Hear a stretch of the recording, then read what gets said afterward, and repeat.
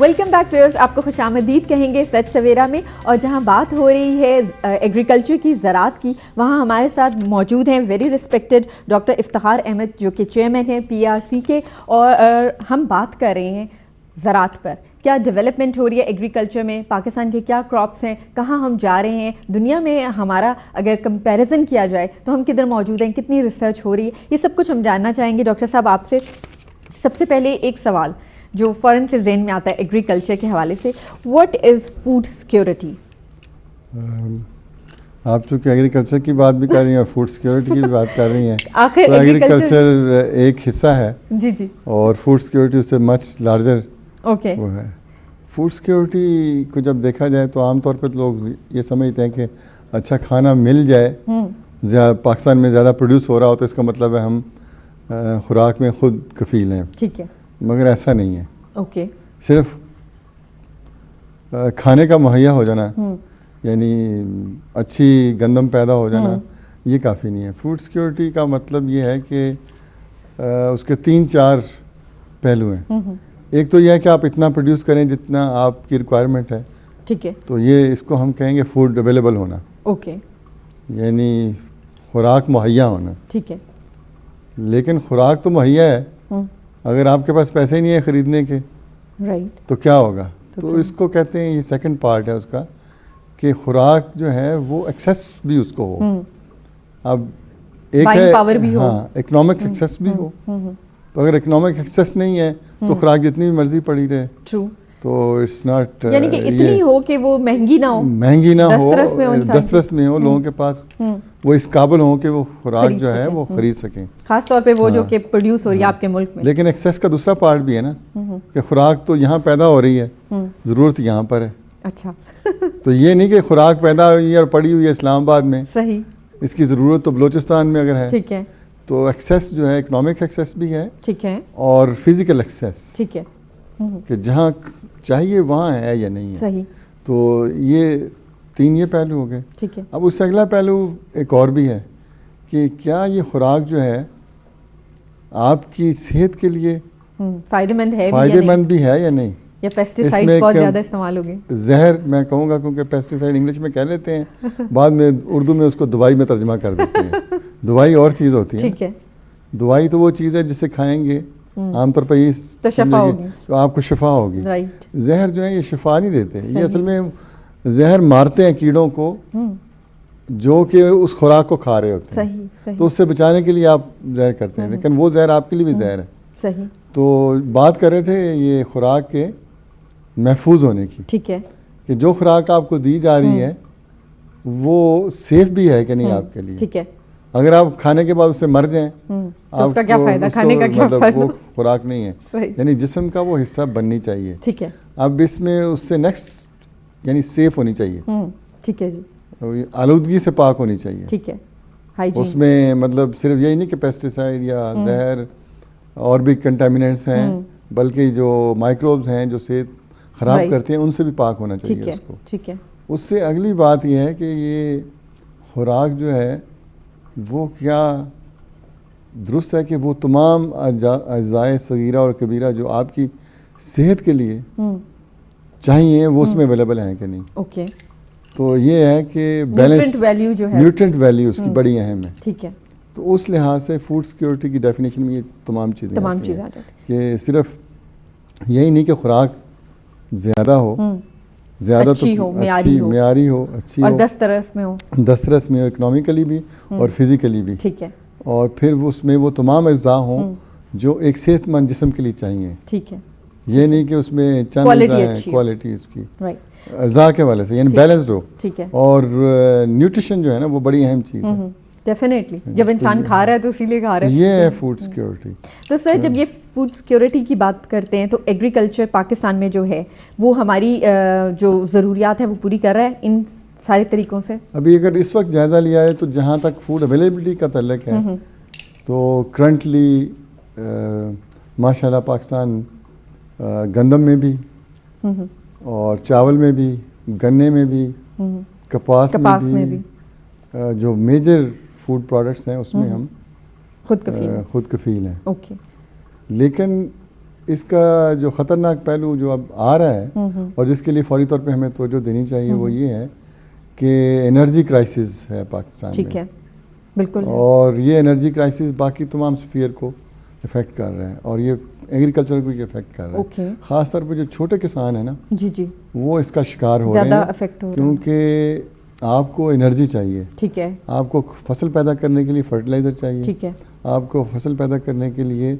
पानी और चाहिए। बहुत सारे लवाजमात मसलन पानी ख़ास तौर पे चाहिए, उसके लिए ट्यूबवेल चाहिए और ट्यूबवेल चाहिए, उसके लिए आपको बिजली इलेक्ट्रिसिटी चाहिए। चाहिए, आपको हल चलाना है उसके लिए ठीक है, ट्रैक्टर चाहिए, ट्रैक्टर ट्रैक्टर के लिए आपको पेट्रोल चाहिए, पेट्रोल या डीजल चाहिए, है ना? डीजल चाहिए, राइट। और जो फर्टिलाइजर प्रोड्यूस हो रहा है लोकली वो भी गैस से चल रहा है। ओके, तो गैस जो है जब वो अवेलेबल नहीं है तो फर्टिलाइजर की फैक्ट्रियां जो हैं वो लेस प्रोड्यूस कर रही हैं, राइट, तो उसका नतीजा है कि फर्टिलाइजर कॉस्टली हो रहा है। ठीक है। फिर आप बाहर से मंगाएंगे तो बाहर से और कॉस्ट और costly हो पड़ेगी, जाएगा। ट्रांसपोर्टेशन कॉस्ट पड़ेगी। बिल्कुल, ट्रांसपोर्ट तो भी इसका करना नतीजा उससे। क्या होगा, जो छोटे किसान हैं ख़ास तौर पे उनकी बाइंग कैपेसिटी कम है। ओके, तो एक तरफ से तो ये है कि वो जो प्रोड्यूस कर रहे हैं चीज़ें उसके लिए ये इनपुट्स नहीं डालेंगे तो प्रोडक्शन कम होगी, ठीक है, तो अवेलेबिलिटी का मसला पैदा ठीक होगा। है।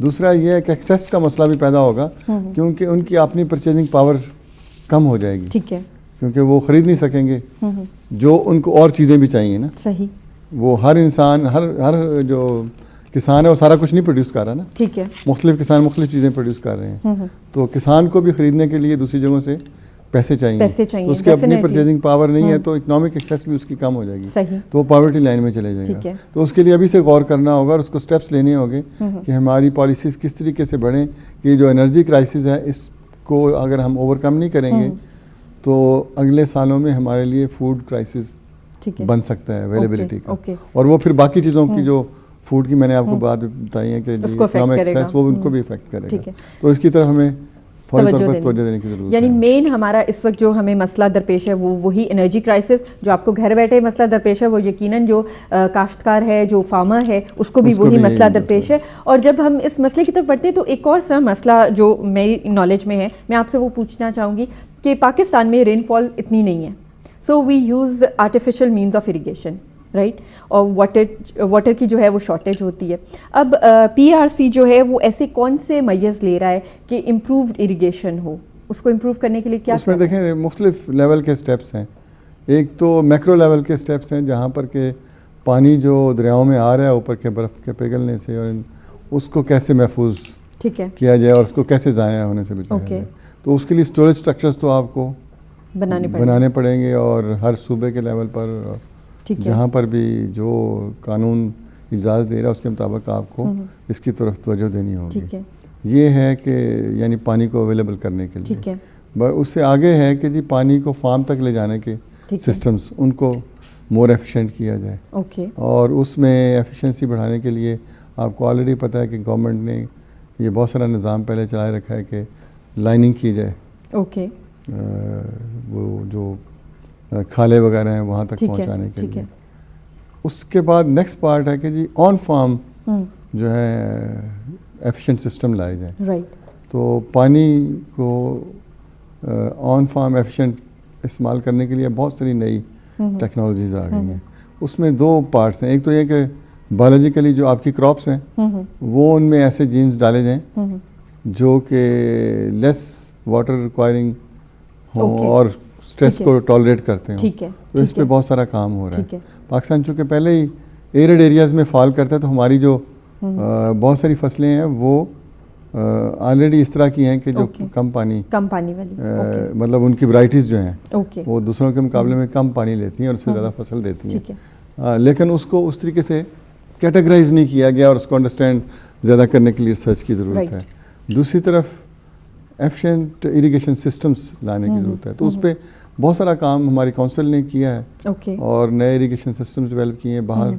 इन पे बड़ा काम होता है। आजकल आप देखते हैं कि लॉन्स वगैरह में भी ये सिस्टम लगाए जा रहे हैं कि वो ऑटोमेटिकली पानी चल पड़ता है। तो ये तमाम चीज़ें अब अवेलेबल हैं। फार्मर को भी अवेलेबल है? नहीं, ये एक इशू है ना जिसको हमें रिजॉल्व करना है। ओके, बात यह है कि जब नई टेक्नोलॉजी ले आते हैं तो उसके लिए आपको साथ में वो इसको हम कहते हैं कि पाथवे डिज़ाइन करना। ओके, बहुत सारी ये फर्में अब आ चुकी हैं जो ये सिस्टम लगा के भी देती हैं, अच्छा, लेकिन सर्विस प्रोवाइडर इतने ज़्यादा नहीं है। और वो जिस तरह टीवी के जो हैं बेचने वाले या मोबाइल के, वो भी शहरों में ज़्यादा हैं, गांव में नहीं है। जी राइट, कम है। ठीक है। ये भी अपने आप को ज़्यादा उन्होंने वहाँ पर रखा हुआ है। ओके, अब ज़रूरत यह है कि they have to be there. Okay. अब किसान हमारे ज़्यादातर जो हैं वो छोटे किसान हैं, और फिर उनकी आपको ये मैं नहीं कहूँगा कि उनको आप आता कुछ नहीं है, इलिटरेट है वो उनका नॉलेज, ये अगर लिटरेट भी हो तो ये मसला होगा ना। ओके। जब आप नई चीज़ को लाते हैं तो उसके साथ एक पूरा नॉलेज होता है, ट्रू, जो इंटरलाइज करना होता है। सही सही। ये मोबाइल अगर आपके हाथ में हो तो मुझे भी नहीं पता, आप अपना मोबाइल मुझे देंगे तो मुझे समझ नहीं आएगी, मुझे अपने मोबाइल का टेक्नोलॉजी पता का है। यूज। हाँ जी, टेक्नोलॉजी जो बाहर से लाई जाएगी ना, ठीक है, जो टेक्नोलॉजी ऑलरेडी उनके पास है वो तो समझते हैं, ठीक है, लेकिन जो बाहर से लाते हैं उसको पहले समझना पड़ेगा, ठीक है, उस नॉलेज को इंटरनलाइज करना ठीक पड़ेगा। है। तो इंटरनलाइजेशन ऑफ नॉलेज जो है ना, that requires time and that requires, because these are skills, practice चाहिए इनके ठीक है, साथ। ठीक तो ये सिस्टम्स जो हैं जहाँ लगाने हैं आपको सर्विस प्रोवाइडर देने होंगे, ठीक है, ताकि फार्मर को जब आप ये लगा के देंगे, इसको हम टीथिंग ट्रबल्स कहते हैं, ठीक है। शुरू में बड़े मसाइल लगा पैदा तो होंगे। दिए, हाँ। आप लगा के आ जाएंगे, अब अगर आप चलाएंगे। लाहौर से भेज रहे हैं तो आप बेचारा किसान नवाबशाह में बैठा है, वो तो आप तक रसाई नहीं है। ठीक है, आपको वहाँ चाहिए ठीक है, कि एक इंजीनियर वहाँ चाहिए जो हर वक्त उनको अवेलेबल हो। तो इसको सिस्टम ऐसे डेवलप करने होंगे कि ये गांव की सतह पे लेके जाना होगा। तो सर इसमें मीडिया कोई रोल प्ले कर इसको सकता है? फार्म सर्विस सेंटर, मीडिया जो रोल प्ले कर सकता है वो तो ये है कि ये इंट्रोडक्शन करवाए, ठीक है, ये ऐसे चीज़ें प्रोग्राम्स, available हैं। ऐसे इश्तिहार, ऐसे प्रोग्राम करे commercials, जिसमें ये तमाम चीज़ें उजागर करे। तो सिर्फ इंटरव्यू से काम नहीं चलेगा। मैं अगर इंटरव्यू तो देके चला जाऊंगा, फिर कल बेचारे किसान को क्या पता जी वो कह गए हैं, लेकिन उन तक ये नॉलेज तो पहुंचेगी ना कि कोई तरीका है। अब वो जस्तजू करेगा इस तरीके वो को बेचारा ढूंढने की। जस्तजू जब करेगा ना तो वो कहेगा कि भाई जी वो आपको कराची से मिलेगा। हाँ, तो जैसे उसको पता चला कि ये चीज़ कराची में मिलेगी तो वो बेचारा तो उधर ही बैठ ठीक है, जाएगा कि ठीक भाई ये है। तो मुझे अवेलेबल नहीं है। ठीक है जी, आपको ये चीज़ें उस डोर स्टेप पे लेके जानी होगी ओके, ना। ओके, तो ये एक सर्विस प्रोवाइडर का कॉन्सेप्ट जो है ना वो डेवलप करना होगा ओके, कि जी वहाँ कैसे अवेलेबल किया ठीक जाए। है। That requires investment, okay. और ये इन्वेस्टमेंट गवर्नमेंट से नहीं हो सकती, it has to be done in the private sector. ये काम करने पड़ेंगे। ठीक है, मतलब ये रिसर्च वो करके दे देगी, ठीक लेकिन है। देन मैकेनिज्म चाहिए कि वो टेक्नोलॉजीज वहाँ कितनी जल्दी अवेलेबल हो। राइट। अच्छा सर, जब हम बात करते हैं, हम मीडिया की जब अभी मैंने बात की, तो हम अक्सर इश्तिहार देखते हैं जिनमें आ जाते हैं, कमर्शियल्स होते हैं, फर्टिलाइजर्स के होते हैं, पेस्टिसाइड्स के होते हैं। अब वक्त के साथ साथ हम जैसे लोगों को भी ये नॉलेज आ गई है कि जो पेस्टिसाइड्स होते हैं, कुछ फर्टिलाइजर्स ऐसे होते हैं जो कि जिस आपने अभी कहा जहर है, तो इनको रोकना या फार्मर को एजुकेट करना, इसमें पीआरसी क्या कर रही है? इसमें आपको मैं बताऊं कि ये नॉलेज देने में दो अहम पार्ट हैं। एक है कि जी वहाँ तक जिस तरह ट्रेडिशनल तरीके हैं जी जी, उनके ज़रिए से पहुँचा जाए। ओके, उसमें सबसे बड़ी रुकावट हमारा पॉपुलेशन लेवल है। ओके, तो पाकिस्तान में 6 मिलियन फार्म फैमिलीज़ हैं। ओके, उन सब को हर जगह पहुँच कर इन तमाम चीज़ों के बारे में आगाह करना बहुत मुश्किल काम True. है। जितने भी आप तो इसमें नए जो है ना तरीक़ेकार लाने होंगे, सही सही, और उसमें जिद्दत पैदा करनी होगी ठीक है, कि कैसे इन तमाम लोगों तक पहुँचा, अवेयरनेस कैसे लेके अवेयरनेस जाए? कैसे क्रिएट की ठीक है, जाए। ठीक है, तो उसमें बहुत बड़ा काम करने की ज़रूरत है। राइट, और इसीलिए ये टीवी जो है ये एक बड़ा अहम राइट। आजकल तो powerful medium हर है। घर में टीवी तो है, हर चाहे घर गाँव हो में या शहर हो। टीवी है, तो इसको यूटिलाइज किया जाना चाहिए Right. Appropriately for transmission of technologies. Right, right, लेकिन उसके लिए आपको बहुत सारी मेहनत करनी पड़ेगी। सही, उसका मसला ये है कि ये जो टेक्नोलॉजीज़ और इन चीज़ों को इसको जर्नलिज्म कहते हैं जैसे ना, राइट, एक आम जर्नलिज्म है। ठीक है, पाकिस्तान में सेंसेशनल जर्नलिज्म तो काफ़ी है, बहुत ज़्यादा लेकिन जो इसको कहते हैं ना साइंटिफिक जर्नलिज्म, ठीक है, हमारा अक्सर जो है ना अच्छा भला किया काम जो है ना वो इस जर्नलिज्म की वो शिकार हो जाता है। सही, क्योंकि जब हम किसी को बताते हैं तो जब वो सहाफ़ी एक लिख रहा होता है ना, मैं ये नहीं कहूँगा कि सहाफ़ी जो है वो मतलब खुदा न खास्ता वो जानते नहीं हैं, उनका इल्म बहुत है, लेकिन हर लाइन के लिए आपको डिफरेंट वो तो पूरा नॉलेज चाहिए। ट्रू, तो scientific journalism as a subject Pakistan में नहीं है। नहीं है, जर्नलिज्म है, साइंटिफिक जर्नलिज्म नहीं है। और इस तरफ भी और काम ऑन होना टॉप ऑफ चाहिए। दैट एग्रीकल्चरल जर्नलिज्म बिल्कुल नहीं है।